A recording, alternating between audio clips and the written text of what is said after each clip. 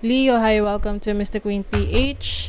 And let's see what's coming to you in the next 7 days from the time na mapanood mo ang reading na to dahil ito ay isang timeless reading. So, if you're interested in private readings, meron tayong 25% discount sa tarot reading services sa buong November. So, if you're interested, meron tayong link sa description at sa pinned comment kung paano mag-book for a private reading. Let's see, next 7 days, what's coming to you, Leo. Next 7 days. Okay. Ooh, the World. Queen of Swords, King of Swords, Judgment, the Sun. Okay. So, maaring meron ditong matatapos.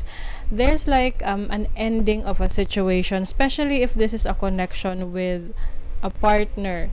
This can be pwedeng business partner, romantic partner, or someone is very close to you, no?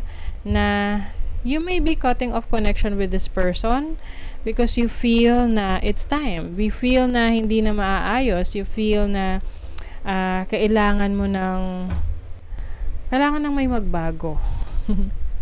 So, maaring you are, protecting your energies, you want some change. Maari kasing lalabas yung totoong intentions ninyo sa isa't isa. Let's say intention mo sa kanya, intention niya sa iyo, and mukhang hindi nag-align yung expectations ninyo sa isa't isa, and you may feel like it's time to just let it go and move on and find your happiness. Kasi I see you na looking for a new situation or a new chapter in your life, no? You want to start something new and you are embracing a major change in your life.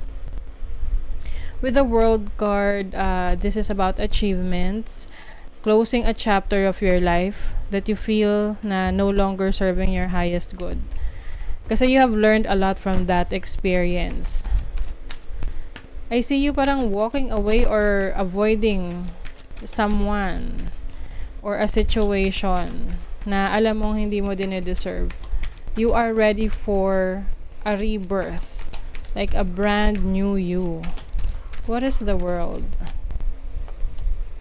The Strength card o energy nyo ito, Leo. Mas lalong lumakas ang iyong tiwala sa sarili mo. Maaring yung iba sa inyo, you are really strengthening yourself, your body, your mind. Kumbaga pang kalahatan Oo. Some of you are going to the gym. You are trying to be more fit, healthy, strong. What is the Queen of Swords? The Nine of Wands. Yes, yung iba sa inyo rito, meron kasi kayong pinagtiyagaan.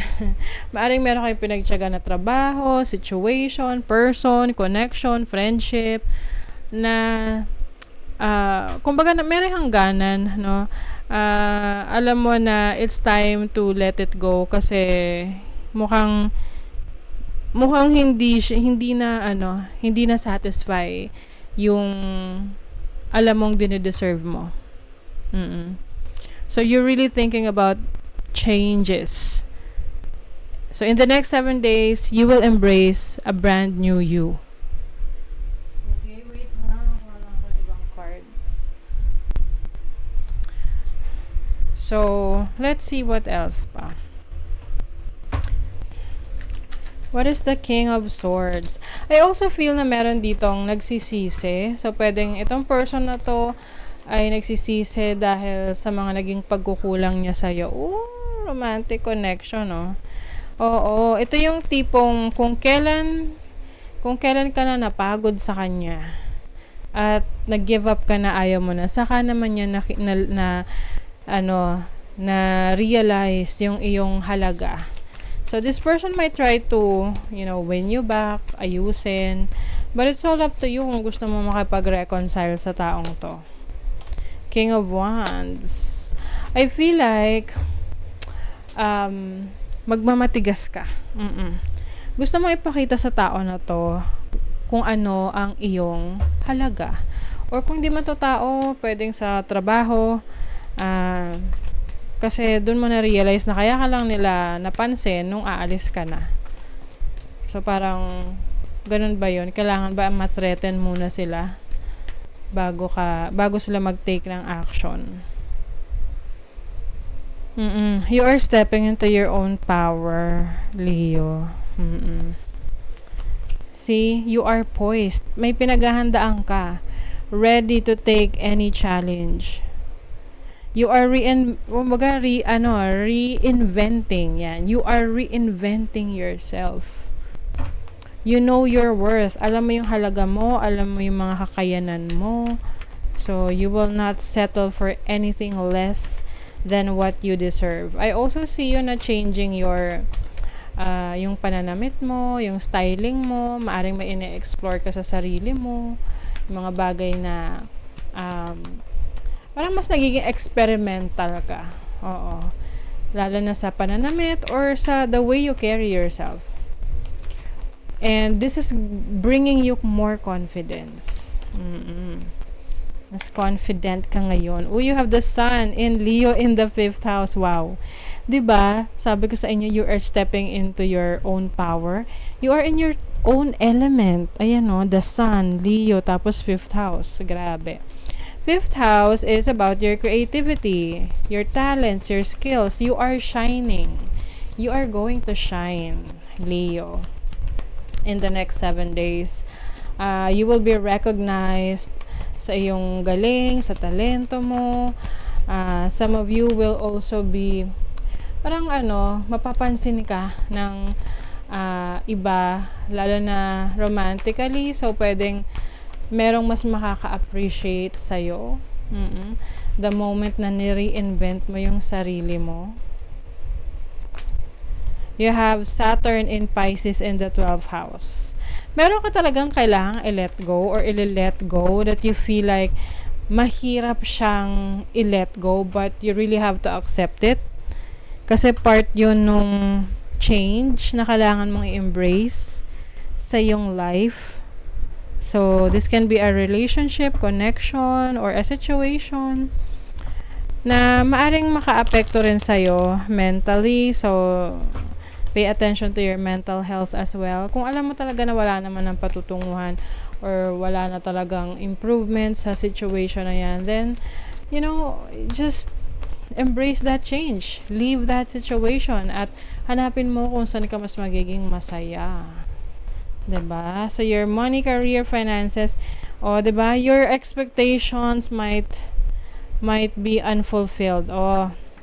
'Diba? So, yung iba sa inyo may ina-expect kayo sa career, sa trabaho nyo na parang hindi siya nag-a-align sa gusto ninyo. You may need to process some documentations. O yung iba sa inyo, resignation letter yan. Magre-resign na kayo. Or yung clearance, 'di ba? Pag nagre-resign, may mga clearance para maayos ang exit nyo sa isang company. Oh my God! Pinagpakita sa akin, transformation. Yes, there is change coming to you in your career, in your finances, in your work, in your business. So, from tagtuyot, ayan na, tagsibol. Sabi rito, sometimes change is uncomfortable but worth it. Oo nga naman. Ganun naman talaga. Kung gusto mo nang may pagbabago, kailangan talaga, ikaw mismo yung may baguhin sa situation mo. So, sa love life, let's see. Healing. Ayan. You are healing from a broken heart. Yung iba, talagang ile-let go yung relationship or connection with someone and you will move on, you will heal. And then you will find new love. 'Diba? Ililid ka sa bago. And this time, you know what to expect. So, maaring ngayon, mas open ka dun sa bagong person about your expectations sa relationships. Kasi gano'n naman talaga. Kailangan open tayo sa ina-expect natin sa isang tao para hindi, para klaro sa kanya. Ano yung gusto mo? Ano yung gusto niya? 'Diba? So, you may meet halfway. Diamond light activation. Light activations and new energies are coming your way. Be open to receive and welcome them in. So may mga bagong energies raw. Things are being activated sa buhay mo. This can be a new career path, a new business, a new relationship. So be open to that change. Embrace that change. I-welcome mo daw yan. Be open to receive these blessings, Leo. Okay? So that is your reading. Thank you so much. Bye.